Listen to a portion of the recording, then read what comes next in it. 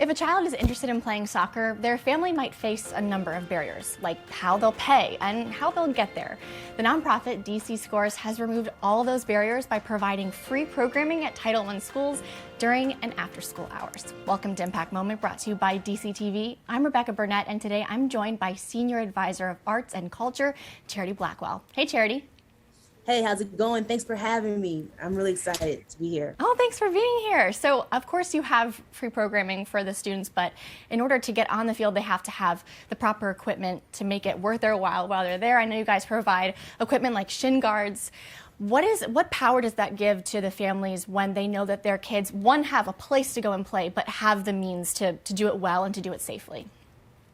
It is extremely powerful. And I think that most of us know that there is an issue with pay to play out here. One thing that DC Scores does is remove all those barriers. So one thing that we do provide our kids with is free equipment, free soccer equipment, and we cover them from head to shin. So we're talking about jerseys, shorts, socks, shin guards, as well as providing them with their soccer balls. We will provide them with a field to play on. And if they don't have a field, we'll go out there and line a field for them, provide them with soccer goals, and we bus them to and from their game day. So it is a really professionally run, well-organized, high-quality program. So it's something to feel good to show up to and be a part of. And I think by us creating a space that is very critical during those after-school hours time. So we're giving our kids something to do after school. They don't have to worry about paying for it, as well as being provided with amazing coach mentors who are from their schools. 90% of our coaches are people that are teachers that work within the schools. So they already have that connection built in. So it's a really amazing, a powerful program for our kids to be part of, from the soccer and the poetry aspects of what we do. Yeah, and let's talk about the poetry, because they're exercising their bodies, but they're also exercising that right side of their brain with poetry. I love your name, DC Scores. It kind of gives you both the exercise aspect, but also the poetry.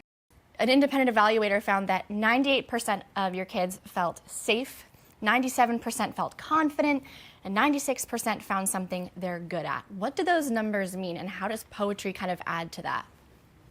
Poetry, so the soccer, we like to say, is what brings our kids to our organization, right? But the poetry is what really makes them stick and what makes it stay. And so what is really amazing about the poetry part of our programming is that our kids are able to get the physical needs out in the soccer field, but then they're able to take care of themselves emotionally and mentally in the poetry space. As we saw in the pandemic, our poetry side of our programming has definitely been something that has been critical and absolutely necessary for our kids to be a part of. But during the pandemic, it played a huge role in creating safe and open spaces for our kids to talk about the things that were happening in the world, helping them process and be able to share their emotions in a space that it felt and looked different, but it was very meaningful. And so the poetry allows our kids to express themselves and be able to talk about things that actually matter to them. So they may talk about the environment. They may talk about the people on their soccer team.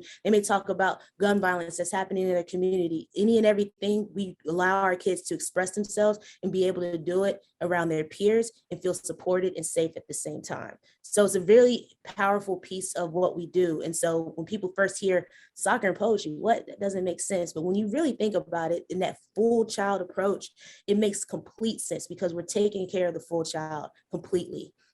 And it all comes to a head every year at your 3-day citywide poetry slam. I know it was probably a little bit different during COVID, of course, but one of my favorites recently was Kimball Elementary School. They won the Eastside Poetry Slam, and they were presented their trophy by a very special person. Can you tell us about that?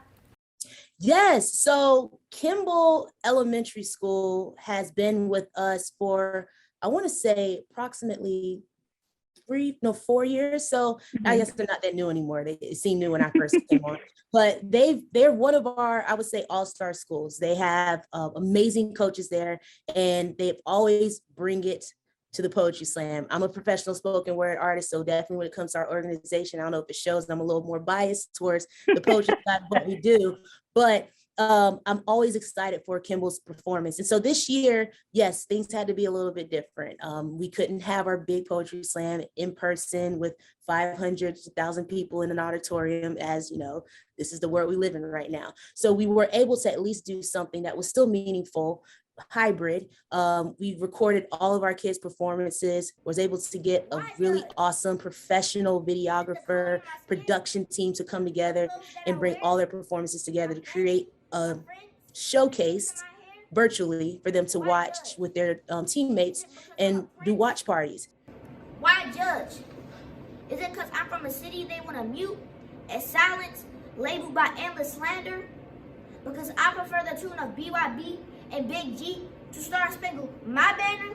And at those watch parties for the teams that won, we had some celebrities come and provide them and present to them their winning trophy. And so for Kimball Elementary School, the amazing community partner of ours, Washington Spirit, were the ones that delivered them their championship trophy. They not only won the first prize, but also they won the Shine Awards. Shout out to Jerry. So they won the award for the kid that stood out the most and performed their poem with the most poise and the best presentation. So all around, they did an amazing job, and we are really, really lucky to have amazing coaches and amazing kids at Kimball to be a part of our organization. That must have rocked their world to have a real life soccer player give them that trophy. It's a great, great gift, especially during the pandemic. So thank you so much for joining me today. And thank you to our viewers at home for tuning in to this episode of Impact Moment. It's part of DCTV's nonprofit capacity building grants program, our original programming to highlight the ways our area's nonprofits are making a difference. Stay up to date with our latest productions and tune in to our live stream at dctv.org.